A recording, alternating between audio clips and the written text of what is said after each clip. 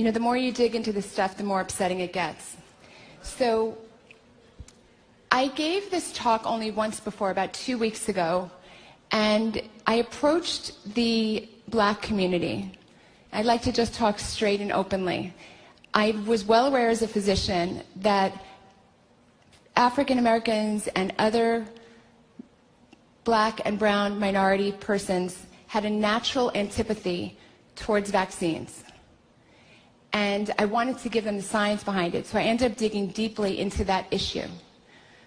So let me share some things that I knew some of these things, but I did not know most of these things prior to this year. Many of you in the room, I'm sure, have heard of the Tuskegee experiments. We all know that, okay? But there's a lot more than that. I was curious as to why the antipathy was so strong. So let me give you some examples of where vaccines have gone wrong for Black and brown people.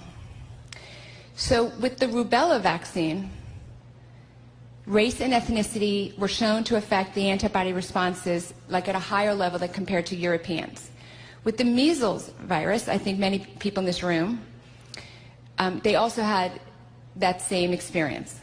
With pertussis, was also the same. With the Inuit, they also had the same problem with the measles. Haemophilus influenza also had the same difference in their response. And the hepatitis vaccine also had a similar different response amongst races. Specifically, white boys were 64% less likely to have autism diagnosis relative to non-white boys when they gave the hepatitis vaccine to babies. Now, literally as a physician, I did not know this, right? Here we have examples, well documented in the scientific literature, of 6 different vaccines that were affecting people differently based on their races. Now, why is this important? Because when you read the language that the government is putting out about how to prioritize the vaccine, the experimental biological agent, they are making an overt and covert attempt to push this heavily on Blacks and browns. I'm going to give you some specific language because it is just shocking. Just bear with me one moment.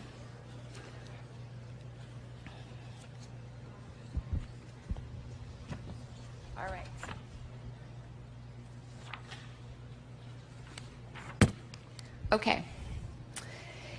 The CDC is telling the public at large that getting an experimental vaccine is a good thing.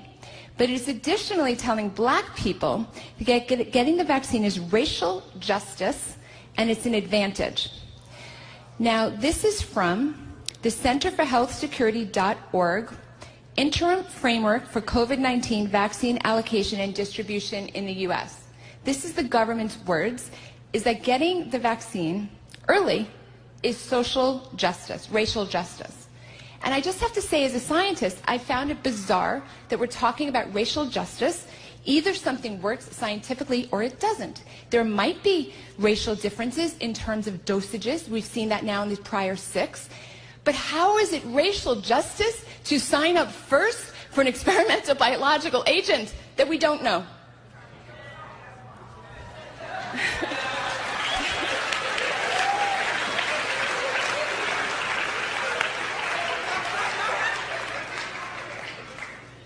You know, I believe it's the same document. Yes, in the exact same document, they say the ultimate safety of an approved vaccine is not knowable until it has been administered to millions of people. It is possible that certain adverse effects may occur more frequently in certain population subgroups, which may not be apparent until millions are vaccinated. Pharmacovigilance track and trace systems will provide critical information that will inform adjustments to the allocation. That literally is in the same document as let's give it to Black folks first. You know, you can't even make this stuff up. So they also said that, it was our words, the most disenfranchised members of society are to be vaccinated first. Their words, quote, racial and ethnic minorities, tribal, incarcerated, rural, disabilities, underinsured, people who work in school settings, and nurses, and we must prioritize Blacks and Latinos to reflect fairness and justice. Now, I just find this so incredibly offensive. We know exactly who falls from COVID-19. It's nursing home patients. It's people with 2.6 comorbidities per person is average. People over 75 or living in nursing homes. This is who should get the vaccine first if you believe the vaccine is safe and effective. That's it. And I feel very offended on this because, you know, the people who they're going to target first, honestly, are my friends, which are all the black nurses that I work with in the ERs, because I've spent my whole career in the inner city. And so they're all being told, you got to line up, you got to take this. And I'm thinking to myself, well, you're about 45 years old, 50 years old, you know, you're in good health, you're working every day. Why should you be prioritized? There's no actual increased risk to the healthcare worker. The risk, we know who it is. It's the 80-year-old woman who's living in a nursing home or man who's living in a nursing home who's got bad heart, bad lungs, you know, diabetes, especially obesity is a big deal. Those people are at high risk, okay? It's not your 45-year-old nurse. It's not your 35-year-old cop, okay? And any other discussion I find very disingenuous. Now, in case you didn't, you know, believe that, you went further into these documents and you find the language that, like, they talk about targeting the black community by understanding their quote-unquote vaccine hesitancy based on these prior issues with prior vaccines and Tuskegee. But they have, like, actual policies. They say, this is from HHS.gov, Strategy for Distributing COVID-19 Vaccine. They say we have to focus on targeting key populations and communities to ensure maximum vaccine acceptance. And they talk about, and they quote the Bill and Melinda Gates Foundation, about how to manipulate the media and silence opposition to it. And then they put very, you know, famous, handsome, you know, celebrities saying that they're going to take the vaccine, Obama being one of them. And it's very clear, it's just very, very clear what's going on. So I say to you as a scientist, do you want to be first? If you want to be first to volunteer yourself for track and trace system, enrolling yourself into a medical trial, I don't think I explained that clearly. Let me back up for 1 second. If you take the vaccine, you're being enrolled in a pharmacovigilance tracking system. It means you've enrolled yourself in a medical trial, which is fine. If you want to be a good-hearted individual, very altruistic, and you want to enroll yourself into a medical trial, fantastic. I can tell you as a physician, very, very few people do that, okay? But if you want to do that, that's fine. But most people are not aware that that's what they're doing. This pharmacovigilance tracking system tracks you for 2 years. It's set up by the Department of Defense. It was handed off to Oracle and Google to put the data together. How is it that people want to sign up for this system on an experimental, and how is giving it to black people fair racial justice? I don't know. Maybe someone smarter than me can figure that out. It also put into, once I started reading these documents about what I thought was just pure racism in these documents, it kind of made it clearer to me why we were hearing so much about racial issues with COVID-19. In my experience as an ER doctor, I didn't see any real racial issues at all. We saw white people, Latino people, black people, people got it. Basically, if you were old and frail and you got it, you were sick. But I never really saw racial difference, and that's not true. There are other things, obviously, that have racial differences. So I remember thinking, this is weird. AOC would get forward and say, oh, it's really bad against black people, this is terrible, and it's discrimination and all that. Here's what I want to say to that. It's true that there are many areas where black people were disproportionately affected by COVID-19. So an example I like to use was in New Orleans, Louisiana, where blacks made up 31% of the population, but they made up 70% of the people admitted to the hospital with COVID-19. So on the left, they were saying this was because of racism.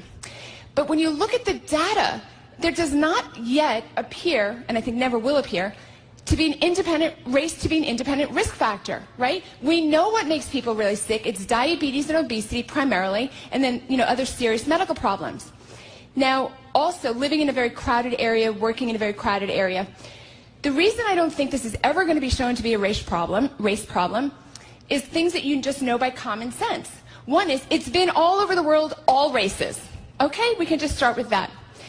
Second is, in areas of the world where people have those high individual risk factors like diabetes or obesity and other illnesses, and the group risk factors such as living and working in tight quarters, it's not black people that get it at a worse rate, it's those people in those situations. So in Louisiana, it was black people, but in the UK, it was Middle Eastern and East Asian. In other words, the people living in those crowded, dense areas that had diabetes, those are the people. It didn't matter what the race was. It just mattered if you had those individual or group risk factors. And of course, the irony of saying that this is really a racial problem is looking at the continent of Africa. For those of you who don't know it, the one continent that's been spared is Africa, except South Africa, but the rest of Africa is, the death rates, in Africa are extraordinarily low. For those of you who don't know this or haven't followed me yet on Twitter at America's Frontline Doctors, there's a lot of videos. One of my favorite is a talk we gave on sub-Saharan Africa because people just don't know this. So in America, the death rates are in the 800 range per million. In India, the death rates are around, I might be slightly off on the numbers, around 70 per million, right? So it's 10% because they have a very liberal hydroxychloroquine policy. In Africa, sub-Saharan Africa, the poorest places in the world, no social distancing, no masks, no ICUs. They have a death rate of 1% of the Western nations. 1%. 1%. Right? Now, I believe it's due to widely available hydroxychloroquine. I don't think you can explain it for any other reason. But even if there's another reason, you certainly can't say that this affects black people worse.